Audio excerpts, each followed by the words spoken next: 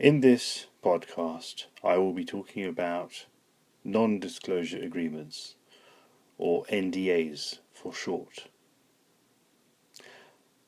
Sometimes, non-disclosure agreements are referred to as confidentiality agreements.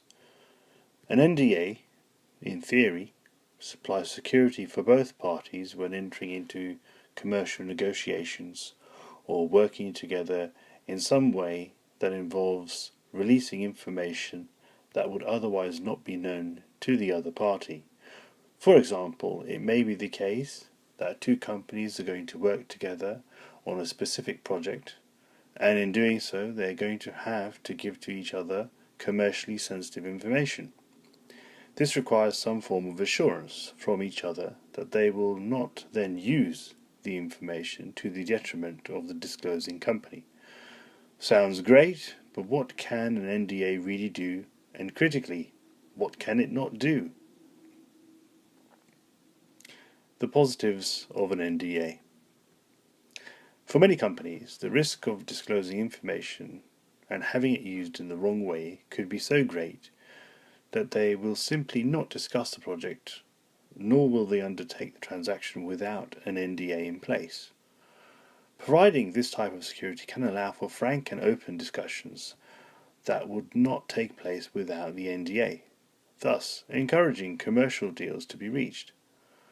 Certain legal principles are considered as part of an NDA, with the 5 key legal roles of the NDA identified, as further in this podcast.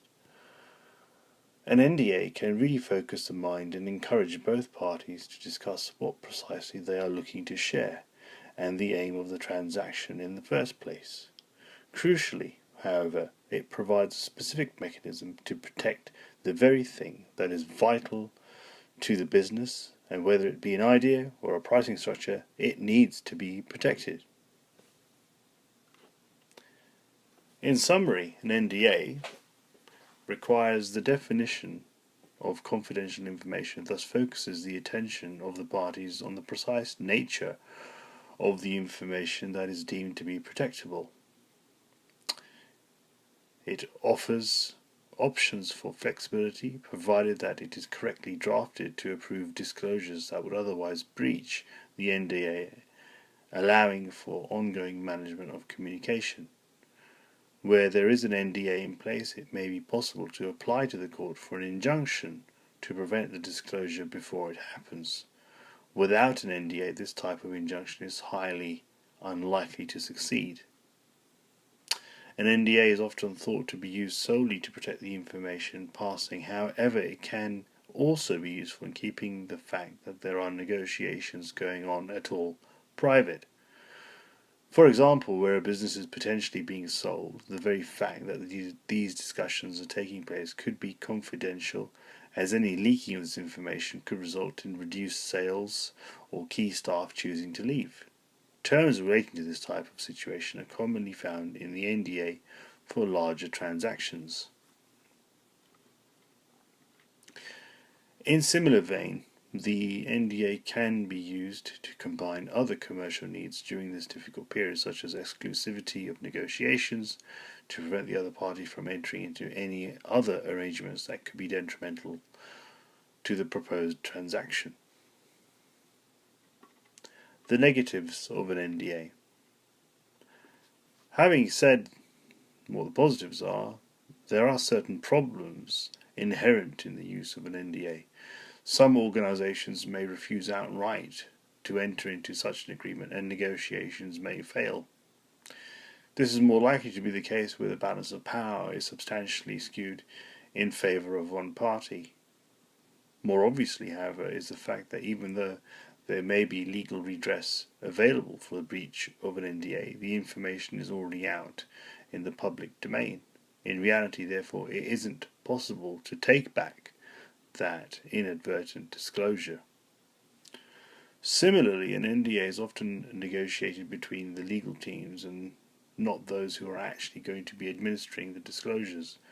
Those involved in the commercial side may simply not understand the overall implications, or even have been told about the content of the NDA. So, in summary, an NDA cannot legally protect against information that is not seen as confidential. For example, information that's already widely known within a particular sector or industry.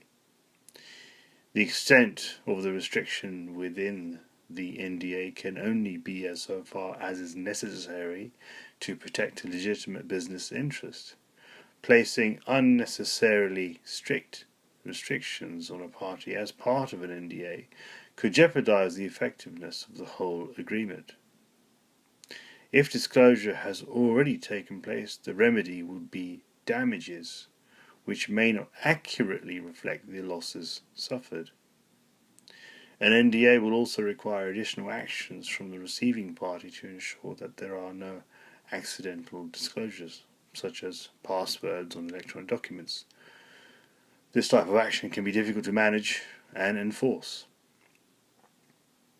The undertakings not to disclose will only last so long. They cannot be indefinite, and at some point in time the NDA will become largely ineffective.